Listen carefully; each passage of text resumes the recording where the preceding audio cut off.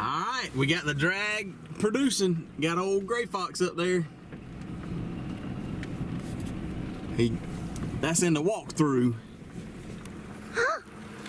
See him, bud? Oh, yeah. Yeah. Alright. Catch number one, the first set of traps we come to. That's exciting.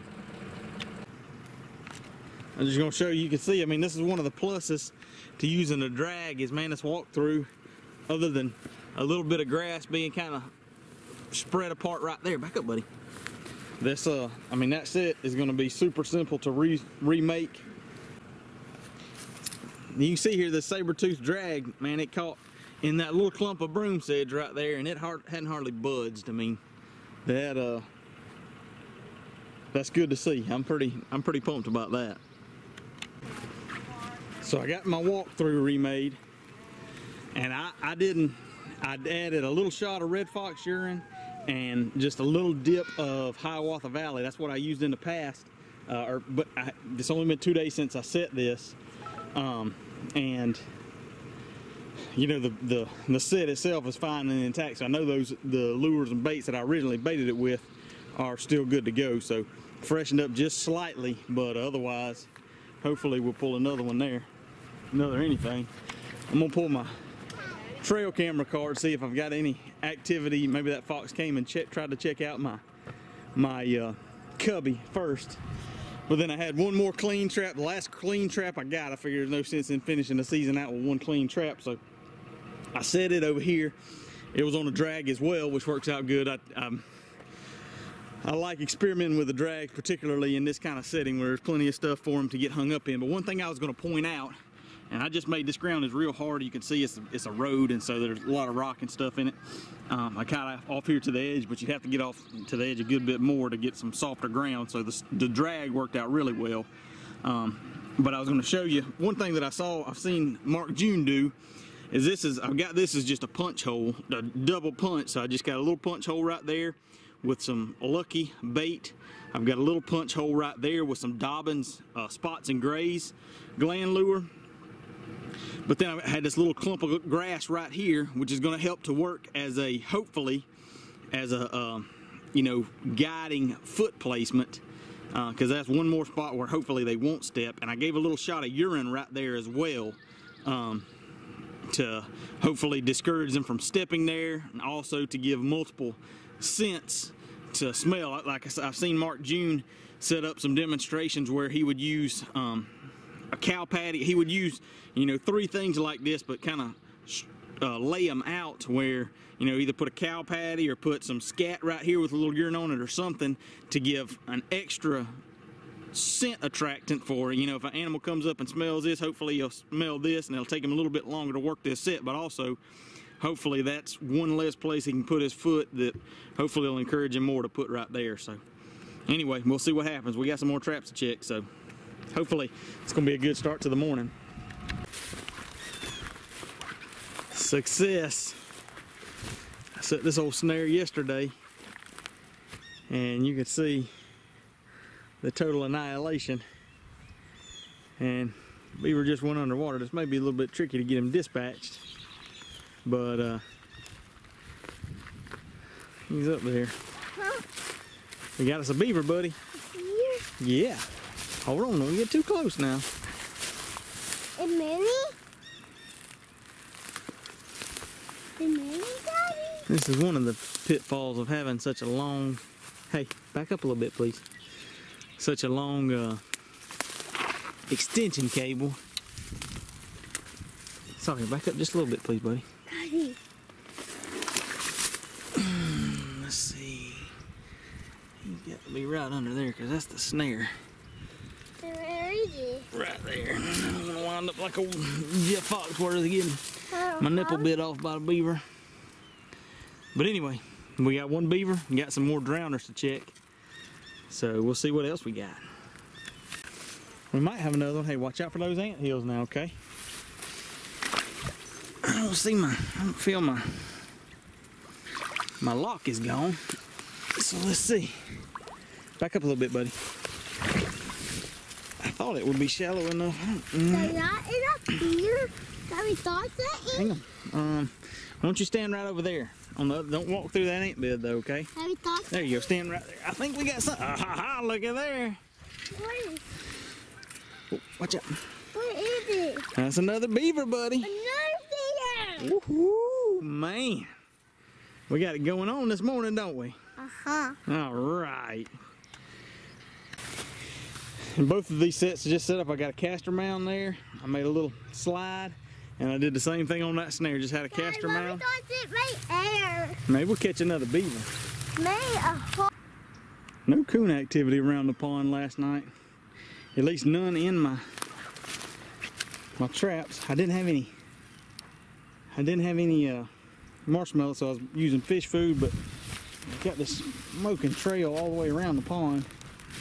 And so I had one back there that I ran fish oil out into the trail real obvious, and then had this one, I ran some caramel out into the trail. So, I don't know, a little disappointing. I'm gonna throw out, there's another spot right down there, right on the point. It looks like it's getting some beaver activity. I'm gonna throw out another foothold down there, and maybe another dog proof between here and there.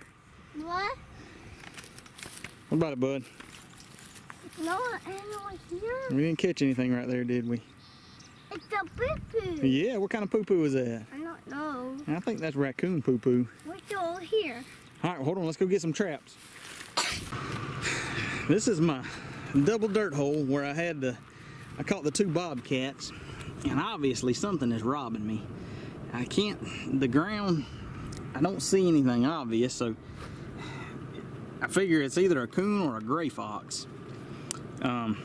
So I'm gonna take me a Z-trap and stake it right over here. I'm out of footholds, but hopefully if it's a coon, or maybe even if it's a gray fox, I'm gonna put a little, probably some Hiawatha or something. I have to check and see what I got down these holes, but put a little of the bait that matches what I got holes in my dog proof, push-pull dog proof, and see if I can catch whatever's robbing me here. So I don't like that happening.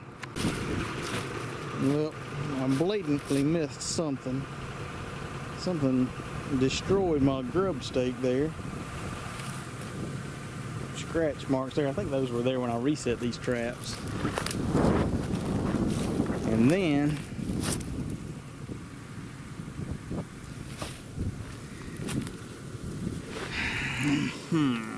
something completely pulled my stuff out from under my pan. Dug me out from the side. Man, I'm getting my tail kicked today. This is a spot that I've really been disappointed I hadn't caught anything. It's these young pines, thick grass. I mean, this looks like Cody and Bobcat Central. Got two roads coming here. There's a trail cutting out through here. What I may do is, well, I got this other one over here bedded with grass. I don't have any polyfill. I may do that one to this one too, rebait it. See if we can coax them back in. Odie, buddy. That's the spot we caught. Two bobcats right there, just came around the corner and bam, busted him. I like it. Little people, honey. We're gonna shoot him, buddy.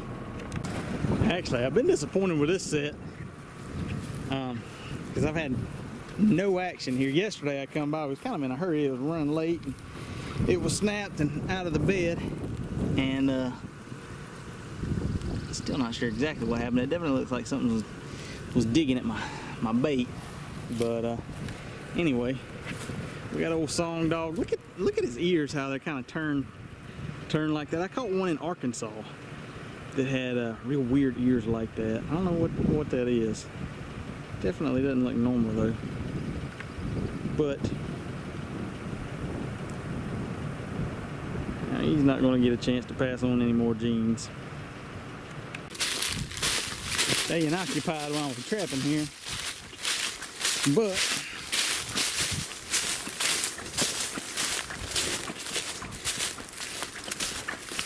I intend to stay a little occupied while I'm working my way around the pond too, but our foothold's missing and I don't see it anywhere, so hopefully we got us something down the wire. Let's pull it up and see.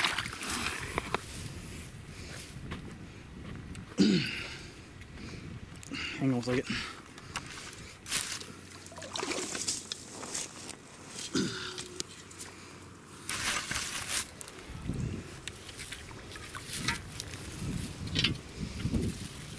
Ha! Dog. There's another otter.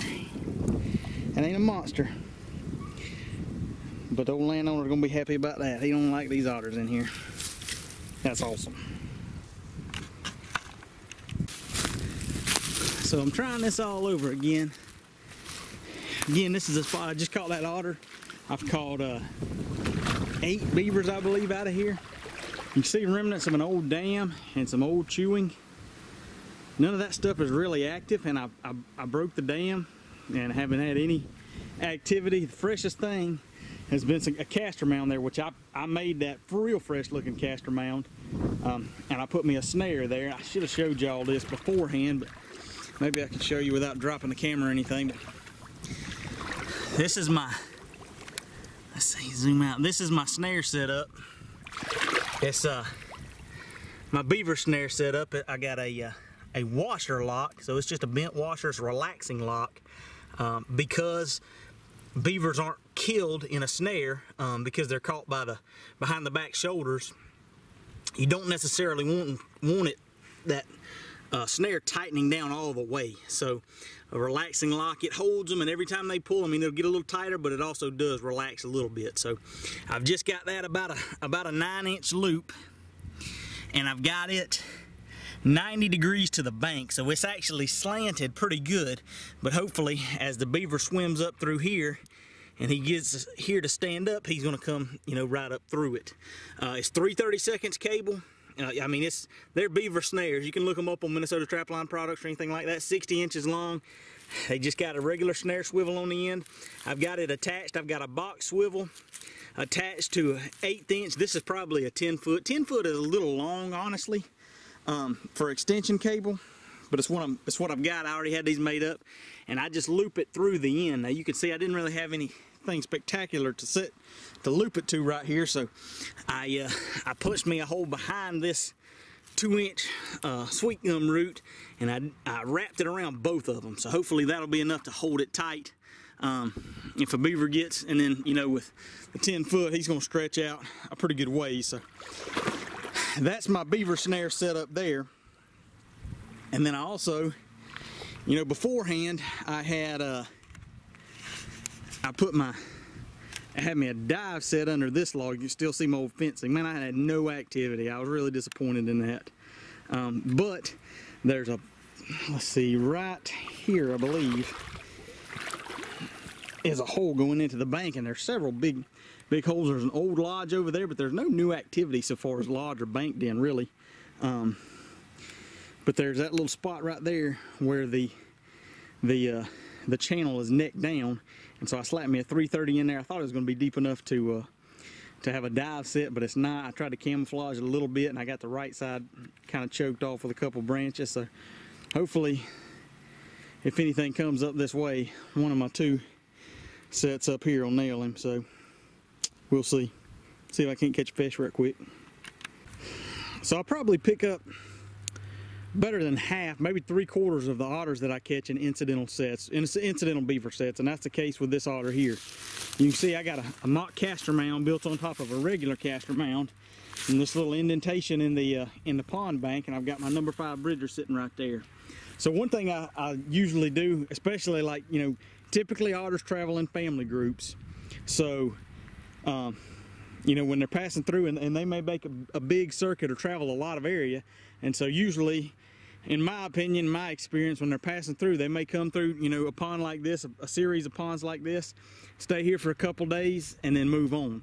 So since I caught this otter last night, I'm assuming that they're still in the area. So one thing I'm going to do to sweeten the pot here, I've got my fake castor mound here already set up, but I really like using crawfish oil as an attractant for otters and raccoons too, but for whatever reason I like it for otters. So sometimes what I'll do, if I know that I've got a high probability of an incidental otter catch, I've got my number 5 sit right up close to the bank. I'd rather have it kind of straight, perpendicular to the bank, but that's the best I could do on a little shelf like that.